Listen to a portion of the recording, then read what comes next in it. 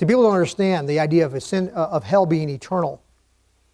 A lot of cults have been built up around the rejection of the truth that hell is eternal, or that lake of fire is eternal. I should put it that way.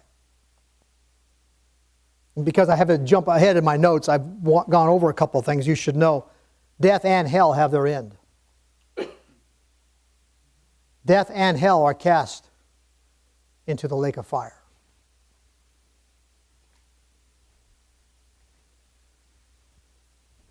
Jesus spoke to this truth when he said they will have everlasting punishment. Everlasting punishment. And some people think hell itself as a place of torment is like overkill. I mean, after all, but hopefully you're beginning to understand. Listen,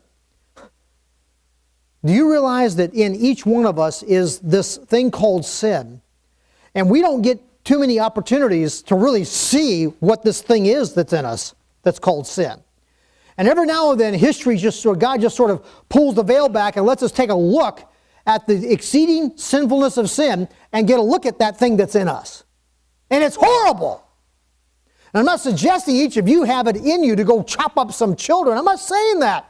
But the sin principle that so overtook that man's conscience and that man's mind, that man's life, that is what's in you. It's the same thing.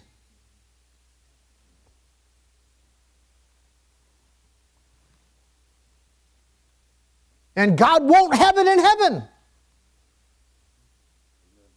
But then there's the eternality of the whole thing, and people have a question about that. Why does it have to be eternal? Why doesn't God just, burn them up and be done with it? You see, we've come so far away from God, we've lost judgment, we've lost justice, we don't understand these things anymore. And it needs to be addressed because it's creating problems in a lot of areas that I won't take time now to get into, but listen, just because you eliminate the perpetrator, you haven't eliminated what he did.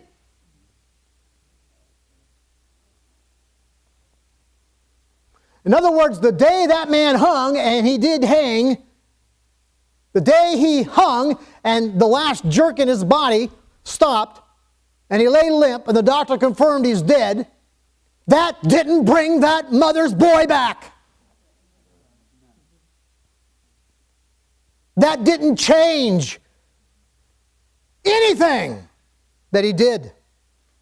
What he did is eternal. It is forever embedded in the history of eternity.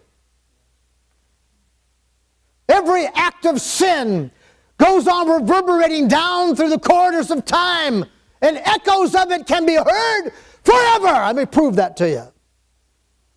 There's a reason that when Jesus rose again from the dead, he bears in his body the marks of his crucifixion. It's because the deed done has been done and can't be undone.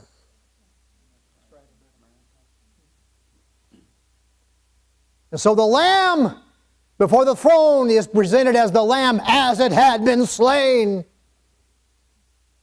And it'll never be forgotten. For the deed done can never be undone. That's sobering, isn't it? Since the deed that's done can never be undone, its punishment can never end.